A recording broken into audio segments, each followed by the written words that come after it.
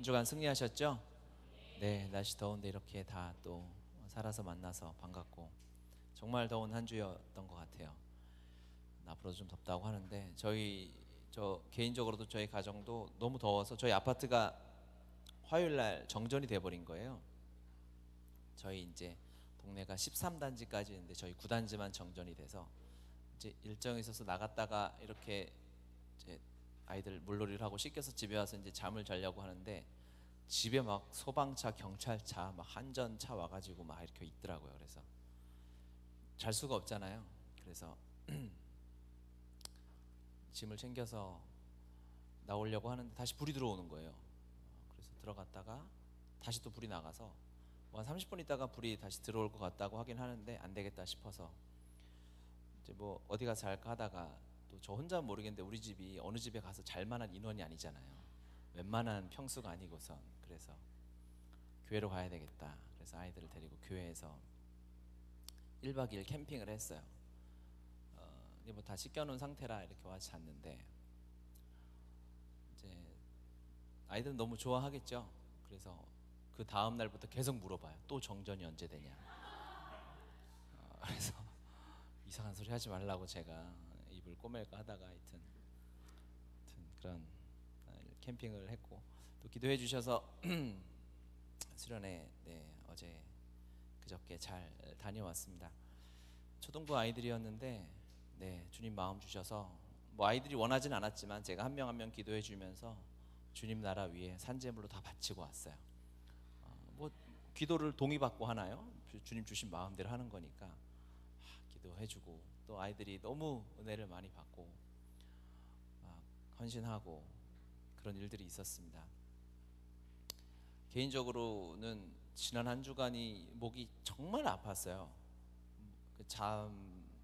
제가 웬만하면 잠에서 잘 깨지 않는데 목이 아파서 잠을 잘 못 잤으니까. 그런데 은혜로 이렇게 사역 잘 할 수 있었고 그래서 계속 외치고 다녔어요. 예수님이 나의 힘 되신다. 너무 힘드니까. 그랬는데 정말 예수님이 힘 되어 주시더라고요. 그렇죠? 예수님은 실제 우리의 정신 통일을 해서 예수님이 나의 힘이야. 그러니까 힘내자 이게 아니라 예수님이 나의 힘이라고 고백하면 실제로 힘이 되어 주시는 분이 우리 주님이십니다. 그래서 기쁘게 감사하게 사역을 잘 섬기고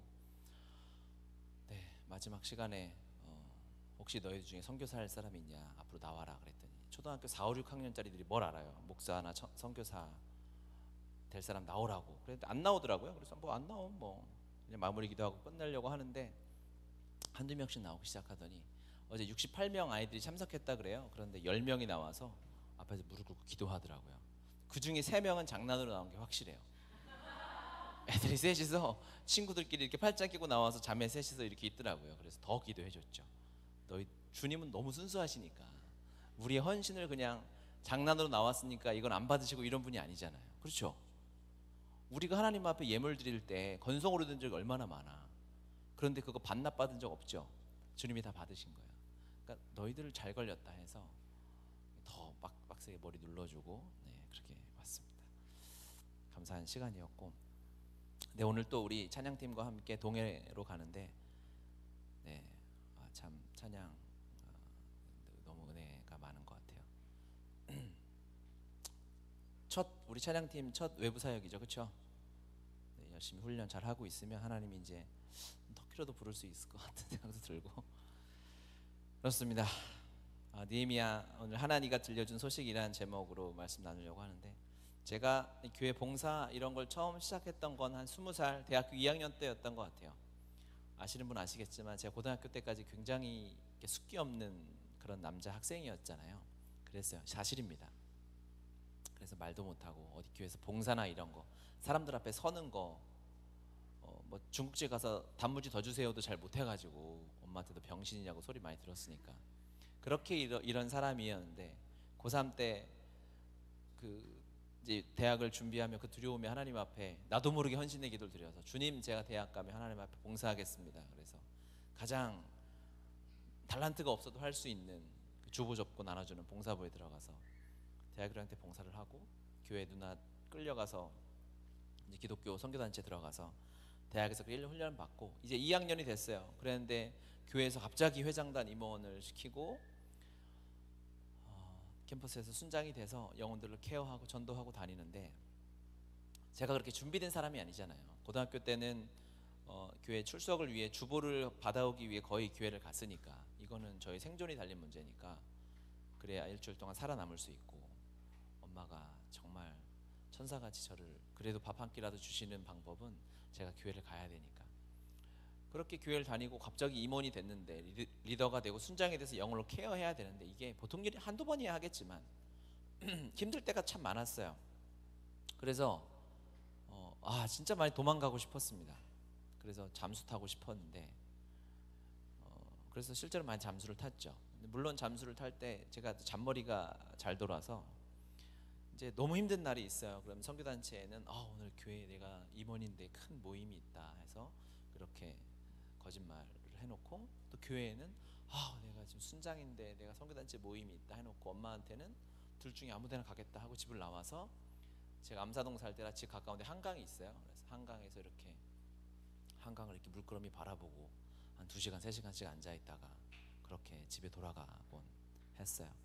정말 다 집어 던지고 포기하고 싶을 때가 많았는데, 그때 그래도 끝까지 제가 잘했다고는 할 수 없지만 자리를 지키고 하나님이 말씀하신 곳에 있을 수 있었던 이유는 하나님이 나를 부르셨다라는 그 부르심을 붙잡고 있었기 때문이었습니다. 그때부터 제가 배웠던 말은 그리스도인에게 부르심은 생명줄이다라는 거였어요. 부르심 놓치면 끝난다라는 말이었습니다.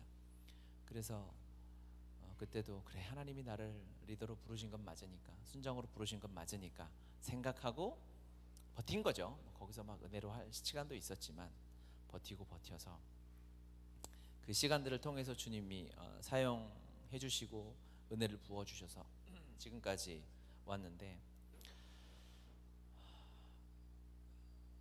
그리스도인의 부르심은 정말 중요한 겁니다. 하나님은 모든 자리에 부르심을 주시죠.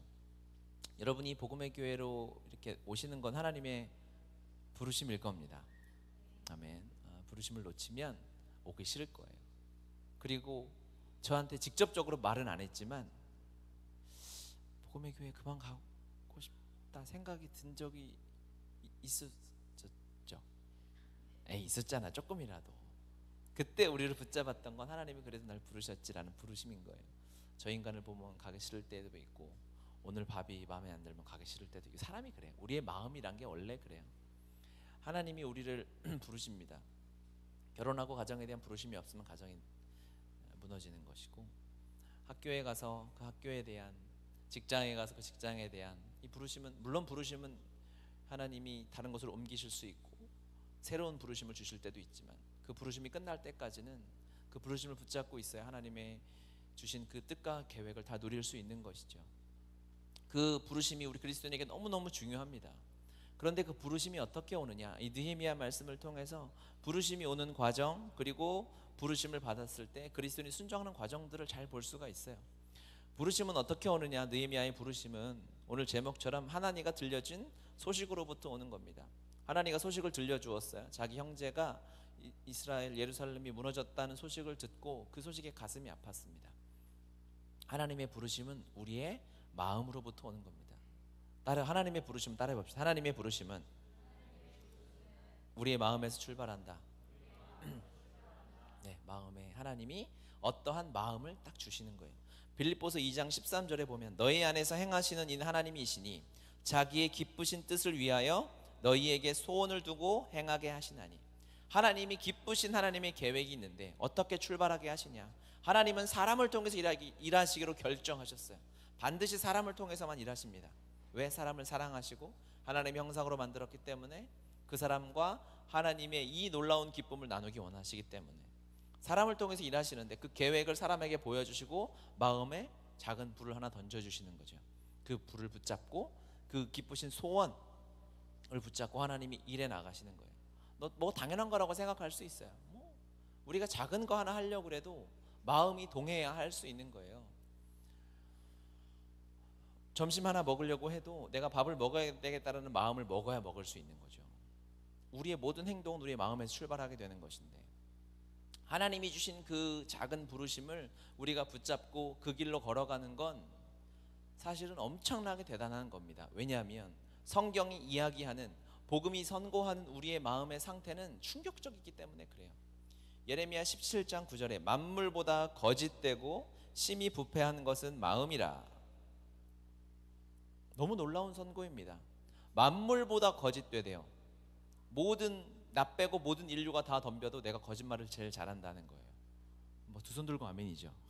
거짓말하면 또 우리 선수 아니겠습니까? 습관적으로 동물적인 감각으로 거짓말을 막 해대지. 저만 그런 거예요 지금? 이런 분위기가? 인간이 그렇죠. 그리고 부패했대요. 썩었어요. 그러니까 그거를 마음을 들어서 쳐다보면 상종하기 싫은 거예요. 그렇죠? 우리의 마음이란 게 성경이 선고하는, 예레미야 17장 9절 선고하는 마음이 심히 썩고 부패해서 냄새가 나는 거예요. 여러분, 이 한여름에 음식물 쓰레기 너무 냄새나고 진짜 힘들잖아요. 주로 요즘에는 이제 많이 시대가 바뀌어서 아파트에서 음식물 쓰레기를 그래도 이제 남자들이 많이 버려요. 그런데 남자들, 아빠들이 음식물 쓰레기 버리는 시간은 거의 정해져 있어요. 9시 전후로 이렇게 버립니다. 왜냐하면 잠을 자야 되는데 부인이 설거지를 해놓고 음식물 쓰레기 그대로 두는 거죠. 자야 되는데 저게 분명히 내 몫이라는 게 거의 꼬리뼈가 붙어있기 때문에 남자들이 살기 위해서 그 시간에 이제 나오는데, 그래서 엘리베이터에서 많이 만나요. 많이 만나는데 음식물보다 얼굴이 더 썩어 있어요. 너무 싫은 거거든. 이 여름에 이럴 것도 싫은데 음식물 쓰레기 버리는 통에 가잖아요. 그러면 이게 1000배씩 모여 있는 거예요. 거기에는 음식물만 있는 게 아니라 각종 태어나서 처음 본 곤충들이 그곳에 산적해 있고 우리를 향해 달려들죠. 그렇죠? 그리고 저희 아파트는 이렇게 번호를 누르게 돼 있어요. 동수를. 그거는 누르면 손이 썩을 것 같아. 너무 더러워. 막 너무 공감이 되죠. 그런데 우리의 마음은 비할 때가 아닌 거지. 우리의 마음은 훨씬 더 썩어 있는 거예요. 너무 냄새나는 거예요. 이런 우리가 하나님의 말씀을 받아서 그 일을 순종한다? 이거는 주님이 하시지 않고 불가능한 거예요. 여러분이 하나님의 말씀에 순종해서 복음의 교회에 왔다, 어떤 순종을 하고 하나님 앞에 선교를 가고 뭐 전도를 하고 영혼에게 복음을 전하는 이 일은 엄청난 거예요. 정말 어마어마한 겁니다. 우리는 그 문화에 살고 다 그걸 하니까 아무렇지도 않게 보이지만, 그렇지 않은 곳에 가서 우리가 한 행위를 잠깐만 이야기해도 거의 바울처럼 쳐다볼 거예요. 여러분 그렇게 본다니까. 실제로 그래요. 우리의 마음에서 일하시는, 우리의 마음에 하나님이 기쁘신 소원을 두고 일하시는 주님을 찬양하시기 바라요. 대단한 겁니다. 우리의 마음이 어려운 거예요. 바울마저 고민했지 않습니까? 로마서 7장 20절부터 보면, 만일 내가 원하지 아니하는 그것을 하면 이는 이를 행하는 자는 내가 아니요 내 속에 거하는 죄니라. 그러므로 내가 한 법을 깨달았노니 곧 선을 행하기 원하는 나에게 악이 함께 있는 것이로다. 내 속사람으로 하나님의 법을 즐거워하되 내 지체 속에서 한 다른 법이 내 마음의 법과 싸워 내 속에 있는 죄의 법으로 나를 사로잡는 것을 보는도다. 오호라, 나는 곤고한 사람이로다. 이 사망의 몸에서 누가 나를 건져내랴. 바울이 로마서에 쓴 이야기입니다. 예수님 믿기 전에 이 얘기 썼으면 우리가 상식적으로 이해가 될 수 있어도 완전한 복음을 깨닫고 복음의 설계도라고 하는 로마서를 쓴 바울의 심리 상태가 여전히 갈등과 고민 가운데 있는 거예요. 바울의 이 마음 하나 자기 뜻대로 할 수 없는 바울이 너무 갈등하고 괴롭고 힘든 상황에 있는 것입니다. 이게 우리의 마음인 거예요. 그래서 이 마음은 뭘 하죠? 자기 합리화를 한다 그랬죠. 변명한다 그랬죠. 자기 합리화 대장입니다. 순식간에 거짓을 동원하여 내 과거의 경험을 동원해서 내 마음이 상처받으면 너도 힘드니까 여러 가지 이유를 들어서 나는 철저하게 자기 합리화를 해서 거짓으로 감싸서 우리의 마음을 보호하려 하고 다치지 않으려고 하는, 그것이 이기적이고 나를 우상으로 섬기고 살아가는 이 세상의 사람들이 하는 마음의 태도가 바로 이렇게 썩고 부패했다라는 거예요. 그렇기 때문에 뭐가 안 되느냐? 하나님이 우리의 마음에 기쁘신 뜻을 두고 하나님의 소원을 주셨는데 이 마음이 썩어 있기 때문에 뭐가 안 되냐? 순종이 안 되는 거예요. 마음을 주시면 원래 하나님의 사람은 하나님이 비전을 던져주시고 마음을 주시면 불타올라서 그 길로 가게 되어 있어요. 그런데 이 마음이 부패하고 썩어서 순종의 능력을 잃어버리는 거죠. 마음은 받아요. 여러분의 삶을 돌이켜보고 여러분의 과거를 돌이켜보면 하나님이 주신 그 하나님의 기쁘신 뜻, 소원, 비전, 영혼에 대한 마음, 어떠한 나라에 대한 마음, 어떠한 세대에 대한 마음들이 있을 거예요. 그런데 그것을 우리가 여전히 살아내지 못하는 것은 우리의 마음이 부패하여서, 우리의 마음이 순종할 능력을 잃어버려서 순종하지 못하고 있는 것이죠. 순종은 끝난 것이 아니다. 이런 걸 뭐라고 얘기하냐면 유보된 순종이다 그래요. 우리의 순종이 지금 우리의 이 무능력함 때문에 유보되어 있는 거죠. 우리가 그리스도와 함께 죽고 내 안에 사실은 예수 그리스도를 발견하면, 내가 예수 생명으로 살고 있다는 것을 확인하게 되면 우리는 순종의 길로 가게 됩니다. 순종이 쉬워지게 되죠. 순종 말고 할 게 없어지게 되죠. 아멘입니다. 성령께서, 여러분 안에 계시는 성령께서 강력하게 일하시길 바랍니다. 일하셔서 하나님이 주셨던 그 기쁘신 뜻이 무엇인지 확인하는 시간들이 있으셨으면 좋겠어요. 너무 바쁘면 안 됩니다. 말씀 앞에 내 삶, 내 과거를, 하나님이 주신 마음들을 확인하는 시간들이 필요한 거예요. 그리고 그것이 정말 하나님으로부터 온 것인지 내 욕심은 아닌지 말씀 앞에 철저히 점검하면 순종하는 것이 가장 쉽습니다. 복음을 가진 자, 예수 생명으로 살아가는 자. 부르심은 마음으로부터 출발한다 했습니다. 하나님이 주신 작은 마음을 무시하지 마십시오. 하나님이 보여주시는 안타까운 소식들을 무시하지 마세요. 그것이 하나님의 부르심일 수 있고, 그 부르심은 하나님이 나를 써먹으시려고 하는 게 아니라 하나님이 나에게 놀라운 복음의 능력을 확인하게 해주시고 나를 살게 해주시려는 거예요. 부르심은 그렇습니다. 부르심 왜 주시느냐? 그것 때문에 주시는 거예요. 어제 제 큐티도 이렇게 나눴지만 이제 집회가 금요일 저녁에 있고 토요일 저녁에 있어서 토요일 오전에는 시간이 있었습니다. 그래서 그 오살리에서 해가지고, 거기는 뭐 어디 갈 데도 없고 워낙에 시골이잖아요. 그런데 그 근처에는 오두산 통일전망대라고 있어요. 저희 예전에 학원에 있을 때도 한번 다 같이 갔었는데, 북한이 서울에서 가장 가깝게 북한을 볼 수 있는 곳이 파주에 있는 오두산 통일전망대인데, 오살리에서 차로 한 30분 정도 걸립니다. 어제 날씨가 오전에 굉장히 더웠죠. 오후에 잠깐 소나기가 왔지만 금요일 저녁에 사역이 끝나고 몸에 힘이 하나도 없어서 너무 배가 고파서 너무 기진맥진한데 숙소에 가보니까 먹을 게 칙촉밖에 없더라고요. 그래서 칙촉을 그 자리에서 4봉지 까먹고 그냥 잤어요. 아침 일어나는데 너무 힘든데 시간이 있고 갈 때는 통일전망대밖에 없는데, 저는 북한에 대한 하나님 부르심을 주셨잖아요. 그렇죠? 갈까 말까 고민을 많이 했어요. 그런데 갔습니다. 왜 갔냐면 하나님 나에게 북한을 보여주셔서 내가 북한을 위해 기도해야 되는 것도 있겠지만, 하나님이 저에게 북한에 대한 비전을 주셔서 그 북한이 저를 살렸거든요. 그 북한은 저한테 가장 고마운 땅이거든요. 제가 그들에게 복음을 전하고 너희들이 가난하지, 불쌍하지, 먹을 거 없지, 예수님 잘 모르지, 내가 여기서 돈 많이 모아서 너희를 먹여주고 복음도 줄게, 이런 관계가 아니라 하나님이 사랑하시고 한 번도 포기한 적 없으신 그 땅을 저에게 보여주셔서, 그 북한 때문에, 북한을 위해 부르짖었기 때문에 하나님이 영혼을 향한 마음을 알게 해주셨고, 북한을 위해 선교를 다니다 보니 선교하신 하나님을 만나게 하셨고, 어느덧 보니까 내가 북한을 위해 섬긴 게 아니라 북한이 나를 섬기고 있더라. 부르심은 그런 겁니다. 그래서 기도를 잘 못할 것도 같았어요. 너무 더웠으니까. 안 하진 않았어요. 했는데 좀 바뀌었더라고요. 4층에 이제 카페가 생겨서 카페 안에서도 이렇게 볼 수 있게 잘 해놨어요. 물론 커피는 안 사 먹었는데 갈 수밖에 없었어요. 내가 부르신 땅이고 나의 부르심이고 또 나를 살리는 곳이기 때문에.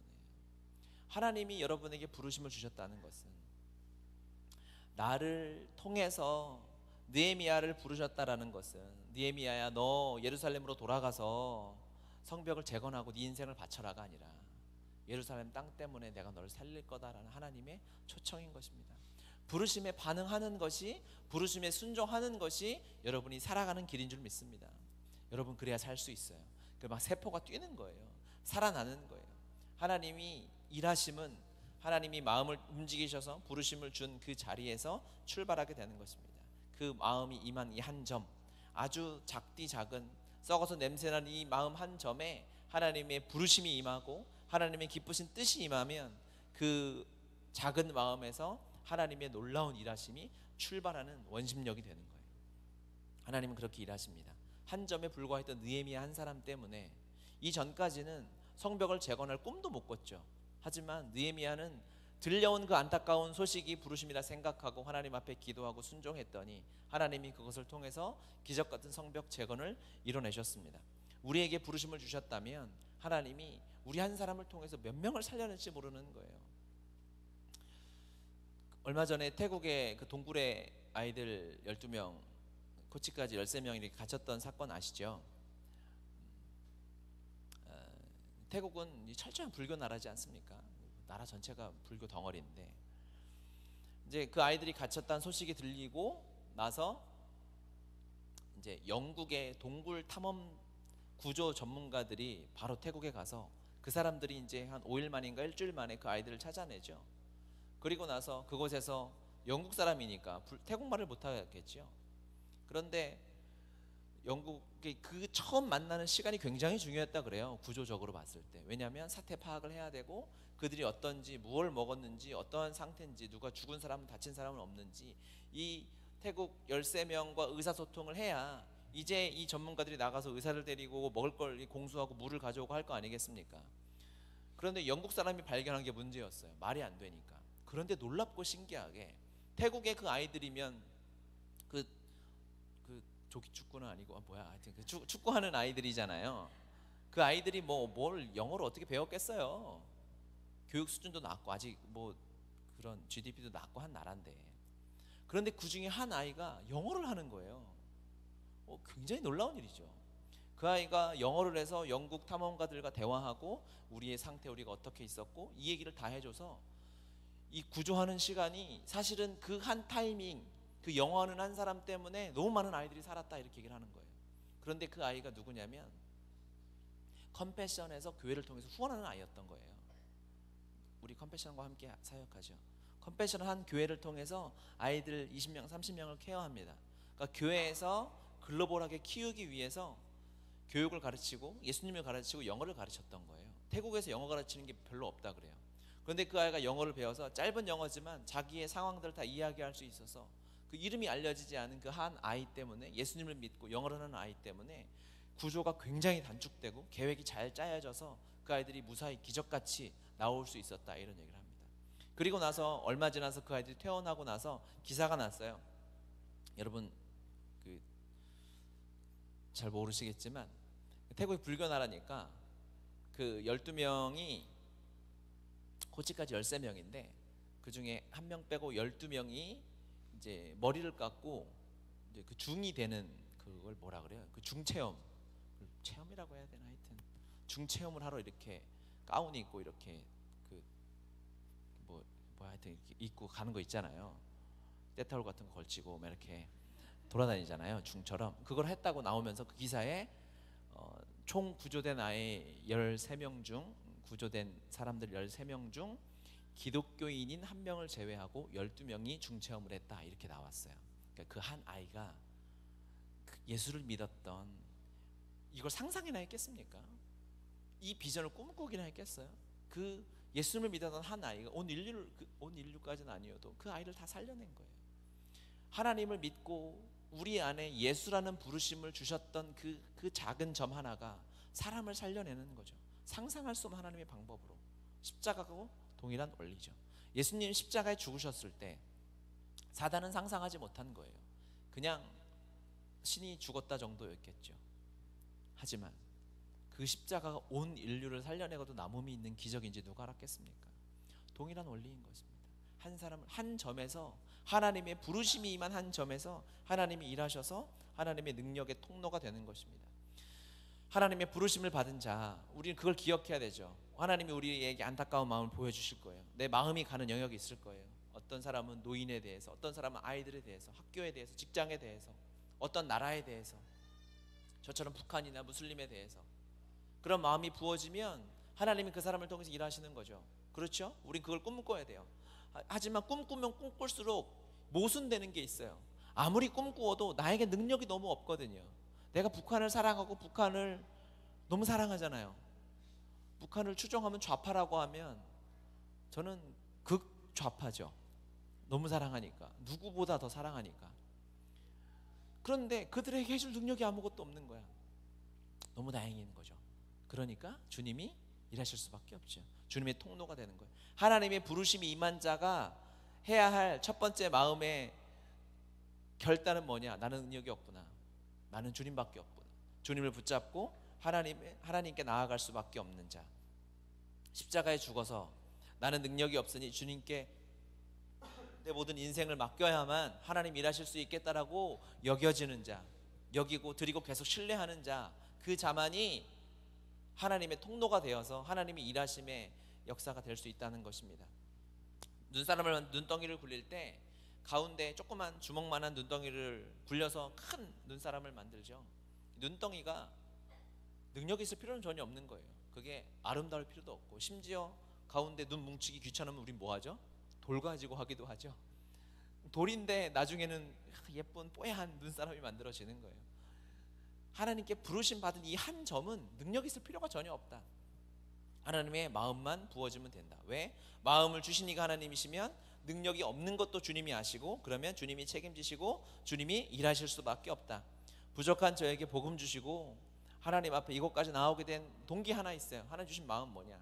제가 선교단체에 있을 때 죽어가는 영혼 사역리 통해서 전도해서 순모임하고 걔가 순장이 돼서 다른 사람 전도하고 함께 예수님 앞에 울면서 주님 사랑한다고 고백하는 거, 이걸 보니 너무 짜릿한 거예요. 마약 같은 거예요. 그래서 그걸 보면서 주님 나 이거 평생 하고 싶습니다 했더니 주님이 여기까지 부르셨어요. 아주 작은 마음이었어요. 그 마음 하나 붙잡고 왔는데 지금 누리는 영광은 너무 놀라운 거죠. 얼굴이 갈수록 하얘지잖아요. 동의를 안 하셔도 영으로 보시라. 시력도 안 좋으면 자꾸 눈으로 보십니까? 하나님의 은혜와 영광을 누리니까. 여러분, 그 4, 5, 6학년짜리들이 주님 사랑한다고 울면서 고백하고 이제 끝나고 가려고 하는데 저는 다시 볼 일이 별로 없으니까 잘 있어 얘기하는데 저한테 와서 제 손을 잡으면서 목사님 감사해요. 저 오늘 방언 받았어요. 목사님 감사해요. 저 오늘 은혜 너무 많이 받았어요. 목사님 저 너무 많이 울어서 바로 가서 자야 될 것 같아요. 이거는 제 마음으로는 감당이 안 돼요. 이 영광을 하나님 누리게 하시는 거예요.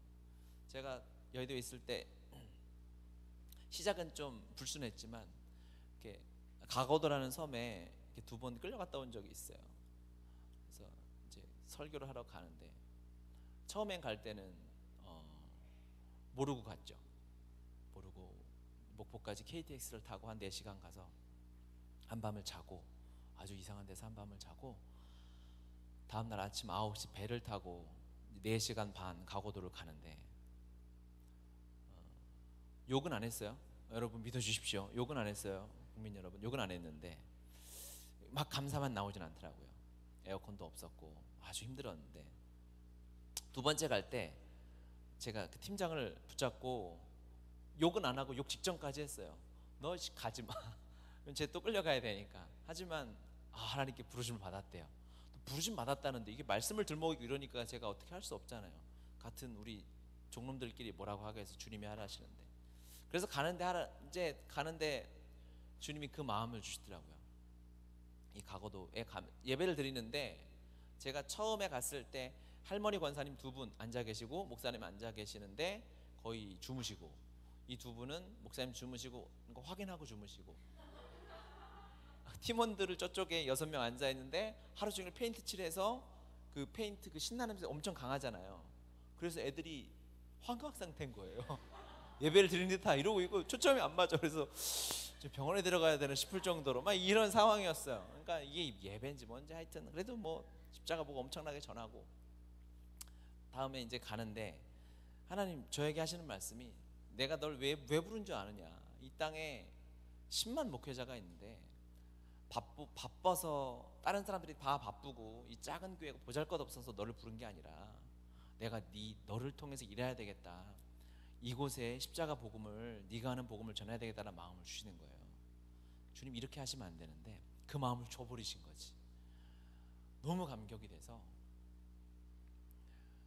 그곳에 아무리 유명한 목사님이라도 갈 수가 없어요. 안 불러요. 하나님 날 부르신 거니까. 그 부르심 확인하니까 몸이 힘든 건 힘든 거지만 마음이 감당이 안 되더라고요. 이곳까지 서울에서 하나님이, 주의 종이 얼마나 많아요 전 세계에. 그렇죠? 저를 부르신 거니까, 내가 택함 받았으니까. 하나님이 그 부르심, 제 마음 안에 하나님의 부르심 하나 던져주시면 환경이 문제가 되지 않습니다. 돈 없음이 문제가 되지 않습니다. 부르심이면 그리스도인에게 생명줄인 것입니다. 북한이 안타까워서 울었어요. 계룡대 지하 벙커에서 북한의 안타까운 소식이 들려서 울었더니 하나님이 그곳을 저에게 선물로 주신 거예요. 느헤미야가 그렇게 하더라는 거죠. 4절에 보니까 내가 이 말을 듣고 앉아서 울고 수일 동안 슬퍼하며 하늘의 하나님 앞에 금식하며 기도하여, 하나님이 우리의 마음을 동하시면 하나님의 안타까운 소식이, 열방의 안타까운 소식이 여러분의 마음에 떨어지면 우리는 그걸 붙잡고 기도하는 거예요. 기도만 하면 돼요. 아멘. 기도의 자리로 가는 겁니다. 그러면 주님이 일하심에 통로를 쓰일 수 있는 거예요. 이르되 하늘의 하나님 여호와여, 크고 두려우신 하나님이여, 주를 사랑하고 주의 계명을 지키시는 자에게 언약을 지키시며 긍휼을 베푸시는 주여 간구하나이다. 여기서 중요한 원리가 또 하나 나오죠. 마지막으로 언약을 지키시는 하나님을 붙잡는 거예요. 우리를 부르셨으면 하나님이 약속이 있는 거죠. 그러면 나를 부르셨던, 제가 아까 말씀드렸던 것처럼 우리를 부르시는 그 마음이 우리의 마음에 떨어진다면 그것은 하나님의 말씀으로 확증하는 거예요. 하나님의 말씀이 확실히 도장 찍어줘야 우리가 움직일 수 있는 것이고 우리가 그것을 붙잡을 수 있는 거죠. 왜? 말씀이 없으면, 말씀으로 검증되지 않으면, 진리의 영인 성령께서 우리에게 확인시켜 주시지 않으면 그걸 붙잡고 움직여서는 안 됩니다. 큰일 납니다. 그래서 저는 하나님이 약속하시고 부르신 말씀들이 있다면 반드시 적어놔요. 적어놓습니다. 워드를 쳐놓죠. 저를, 여의도에 잘 있는 저를 교회에서 쫓아내실 때, 개척하라고 부르실 때 주셨던 말씀, 디모데후서 4장 6, 7절 말씀 다 기억해 적어놓고, 왜 이 말씀을 어떻게 주셨는지 다 적어놓고. 왜 적어놓을까요? 분명히 우리는 흔들리거든요. 내가 잘 가고 있나? 내가 여기 있는 게 맞나? 혹시 나를 다른 데서 부르시진 않나? 이런 딴 생각할 때 나를 다시 붙잡을 수 있는 것은 주의 말씀밖에 없으니까, 하나님의 언약을 붙잡는 것밖에 없으니까. 우리의 마음은 환경을 통해서도 확증될 때가 많이 있습니다. 하나님이 그리스도인인 여러분을 여러분의 가정에 두신 이유는 뭐냐? 여러분 가정을 통해서 완전한 그리스도의, 하나님이 처음에 꿈꾸셨던 초대 가정으로 회복시키시기 위함임을 믿습니다. 아멘. 믿으세요. 아멘. 여러분 한 사람 한 사람 통해서, 그냥 지금은 교회 안 다니는데 교회 다니는 가정 정도 아니고, 모일 때마다 예수님 찬양하고 예수님 때문에 너무 행복하고, 만나서 가끔 만나는 가족들, 친척들, 그동안에 만났던 예수님 자랑하고 간증하고, 숨겨지지 않으니까, 복음은 감춰진 성질이 아니니까 그런 가정으로 만드시는 것까지 꿈꾸시고 기도하시기 바랍니다. 이게 하나님의 약속이고 언약이에요. 하나님의 언약이 어떠한 원리로 이루어지는지 하나 설명드리고 마치겠습니다. 창세기 1장 26절에 보면 하나님이 이르시되 우리의 형상을 따라 우리의 모양대로 우리가 사람을 만들고 그들로 바다와 물고기와 하늘의 새와 가축과 온 땅과 땅에 기는 모든 것을 다스리게 하자 하시고. 잘 아는 말씀이죠. 하나님이 우리 하나님 형상으로 만드셨다라는 거예요. 그러니까 우리 하나님 형상으로 만들어졌습니다. 하나님이 태초에 생각하셨어요. 하나님이 인간을 만드시는데 하나님의 형상대로 완전하게 만들어야 되겠다라고 하나님이 생각하셨어요. 아멘이죠. 아멘. 전능하다라는 것은 뭐죠? 생각대로 그대로 다 되는 거라 그랬죠. 하나님 전능하십니다. 전지하십니다. 그래서 하나님의 생각대로 다 되는데 문제가 생겼죠. 뭐죠? 사단이 나타난 거예요. 그래서 인간이 죄를 지었어요. 하나님 형상을 깨먹었어요. 죄인으로 살아요. 그런데 이 죄짓고 하나님의 형상을 잃어버리고 약속을 잃어버린 것도 굉장히 큰 문제이기는 해요. 그렇죠? 그런 거거든. 굉장히 죄는 큰 문제입니다. 그런데 그 이전에 더 큰 전제가 있는데, 그것은 하나님이 하나님의 형상대로 인간을 만들기로 작정하셨다는 것이 여전히 살아있다는 거예요. 아멘이죠. 그렇기 때문에 중간에 타락했어도, 죄 때문에 무너졌어도, 인생이 망한 것 같아도 하나님의 이 약속이, 전능하신 하나님의 약속이 생각이 실제라면 이 과정이 힘들고 어려워도 반드시 우리의 결론은 하나님의 형상으로 회복되어진다. 아멘. 아멘. 하나님 전능하시니까, 하나님 이걸 취소하신 적이 없으니까, 야, 죄 지었으니까 내가 형상 취소, 죄인으로 살아, 이러면 문제가 되는데, 죄 짓자마자 여자의 후손 보내겠다 결정하셨어요. 그 얘기는 뭐죠? 내가 반드시 하나님의 형상으로 회복하겠다 라는 거죠. 이게 하나님의 언약인 것입니다. 주님이 약속하시고 주님이 친히 지키시겠다고 계획하신 거예요. 하나님 우리에게 약속 주셨어요. 하나님이 우리에게 수많은 말씀을 주셨어요. 주 예수를 믿으라, 그리하면 너와 내 집이 구원을 받으리라. 구원은 죽어서 천국 꼴인하는 게 아니라 이 땅에서 영원한 천국을 누리며 살아가는 게 구원이니까. 할렐루야.